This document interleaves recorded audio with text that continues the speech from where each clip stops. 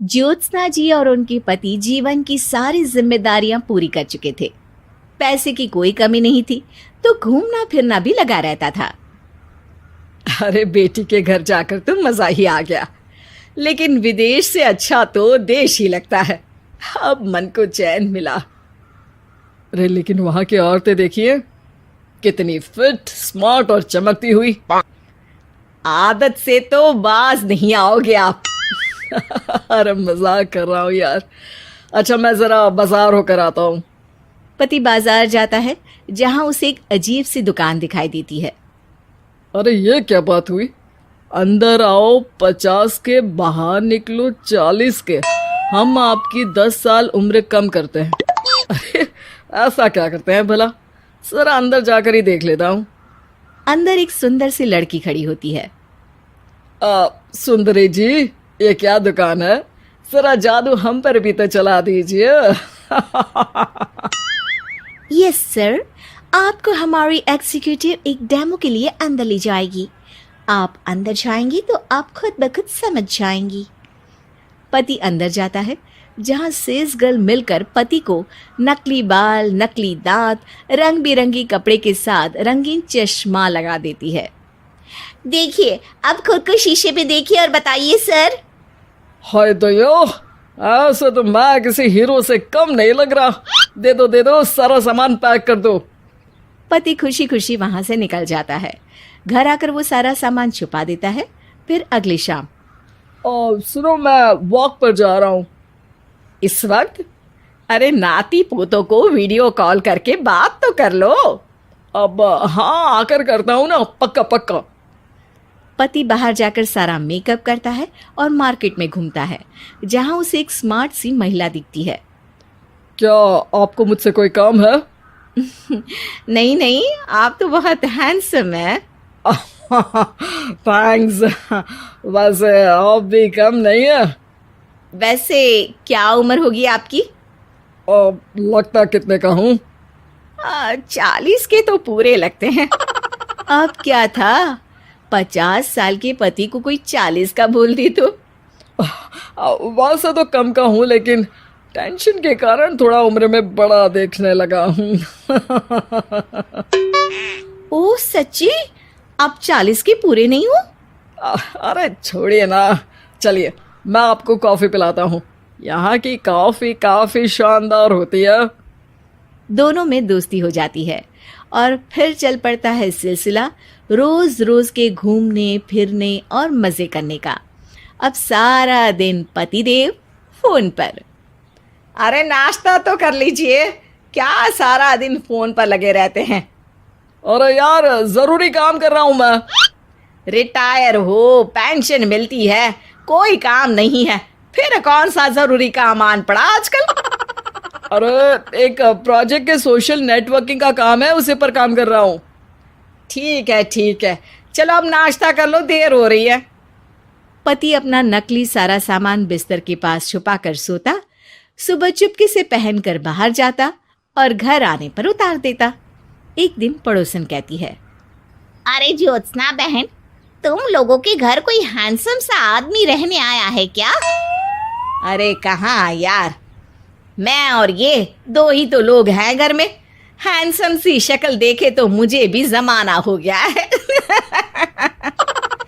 अरे पता नहीं, वो जाता तो तुम्हारे ही घर में है, क्या पता कौन होगा। अरे तुम्हारी उम्र हो रही है ना, और भाई साहब को भी गए 5 साल हो गए, शायद इसीलिए अब सारे हैंडसम नजर आ रहे होंगे। पड़ोसन भी ज्योत्सना की बात पर मुस्कुराकर वहां से चली जाती है। एक दिन, अरे सुनो जी, बहू बेटा और पोता आ रहे हैं, कुछ दिनों के लिए वो हमारे साथ ही रहेंगे। अरे शिट यार, ये क्या है? बेटे ने तो कर ली शादी, अब क्या करने आ रहा है यहाँ पर? अरे कैसी बात कर रहे हो जी, इस उम्र में तो माता पिता तरसते हैं कि बच्चे आकर साथ रहे, लेकिन आप है कि। अरे ठीक है ना, लेकिन अब देखो सभी व्यस्त हैं अपनी जिंदगी में। ये लोग आएंगे रहेंगे, कितनी डिस्टर्ब हो जाएगी लाइफ। कैसी बात कर रहे हो? अरे जैसे बहुत हैपनिंग है ना तुम्हारी लाइफ, तो जो बच्चों के आने से डिस्टर्ब हो जाएगी।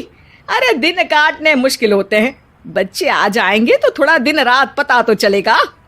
ओफो, ठीक है, लेकिन बोल देना कि ना कोई मेरे कमरे में आए, ना मेरी लाइफ पे दखल दे कि मैं कहाँ जा रहा हूँ, क्या कर रहा हूँ, समझी? खैर, वो दिन भी आ जाता है जब बहू, बेटा और पोता उन लोगों के घर आते हैं।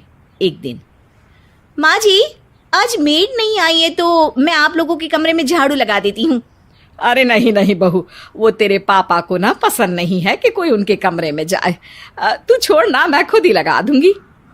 सास को समझ में नहीं आता कि आखिर उसके पति ने किसी को कमरे में जाने से मना क्यों कर रखा है। खैर, वो साफ सफाई करके बाहर निकल आती है, लेकिन कहते हैं ना, बच्चा तो अबोध होता है, उसे किसी बात का क्या पता। वो खेलते खेलते दादा के बिस्तर तक पहुंच जाता है और बाहर ले आता है दादा का वो सारा सामान जो वो लगाकर घूमते थे। ज्योत्सना की नजर उस सामान पर पड़ती है। वो बच्चे से पकड़कर कमरे में लाती है और पैकेट खोलकर देखती है। हाय रे दैया, ये क्या? लग रहा है कि आजकल ये प्रोजेक्ट नया मिला हुआ है। बेटे बहू के जाने के बाद ज्योत्सना सोचती है कि वो बात करेगी, लेकिन फिर अरे खुद से बात करूंगी तो मुकर जाएंगे। पता लगाना होगा कि माजरा क्या है। कुछ दिनों बाद, अरे यार, ये बच्चे लोगों के आने से लाइफ ना बड़ी डिस्टर्ब सी रही। मैं कुछ देर के लिए वॉक पर जा रहा हूँ, आराम से आऊँगा 2-4 घंटों के बाद, ठीक है? मैं क्या सोच रही हूँ कि मैं भी आपके साथ चलती हूँ। अरे थोड़ा रिलैक्स मैं भी तो हो जाऊं। हाँ, पड़ोस वाली बुढ़िया के साथ नीचे पार्क में जाकर वॉक करके आ जाओ। अच्छा जी, तुम कार से लॉन्ग ड्राइव के मजे लो और मैं पड़ोस की बुढ़िया के साथ। पति नहीं मानता और अपना पैकेट और कार लेकर निकल जाता है। रास्ते से वो उस महिला मित्र को फोन करता है। हाय ब्यूटीफुल, मैं कुछ दिनों के लिए आउट ऑफ कंट्री था, आज आ गया तो सोचा तुमसे मिल लूं। हाँ, क्यों नहीं, क्लब में आ जाओ। पति क्लब में पहुंचता है, सारा नकली सामान चिपका भी लेता है, लेकिन उसे पता नहीं होता कि ज्योत्सना ने सबका गोंद निकाल दिया है। ओ बेबी, मैंने आपको बहुत मिस किया। मैंने भी। लेकिन वो जैसे ही हंसता है, उसके नकली बाल गिरकर हाथ में आ जाते हैं, जिससे उसका सर गंजा दिखता है। ओ ये क्या? तभी उसका दांत भी हाथ में आ जाता है और ज्योत्सना के पति का सारा बुढ़ापा उसकी दोस्त के सामने आ जाता है। हे भगवान, अंकल जी कौन है आप? क्या ऐसी बात कर रही हो अंकल? मैं तो तुम्हारा दोस्त हूँ। अरे पर हो तो अंकल ही ना। नकली दांत, नकली बाल और क्या क्या नकली है। पति को गुस्सा आ जाता है। वो महिला के बाल पकड़कर खींचता है, जिसके बाद उसका बाल भी उसके हाथ में आ जाता है और महिला के सारे पके बाल सामने आ जाते हैं। ओह, तो तुम भी उसी दुकान से हो? जाओ 50 की निकलो 40 के। हाँ, बढ़िया आई मुझे अंकल कहने वाली। लेकिन ये समझ में नहीं आ रहा कि मेरे बाल और दांत बाहर कैसे आ गए। तभी वहां ज्योत्सना आ जाती है। जी, मेरी वजह से। चलिए इन आंटी जी को नमस्ते कहिए, फिर घर चलते हैं और वहां मैं बनाऊंगी आपको 40 का।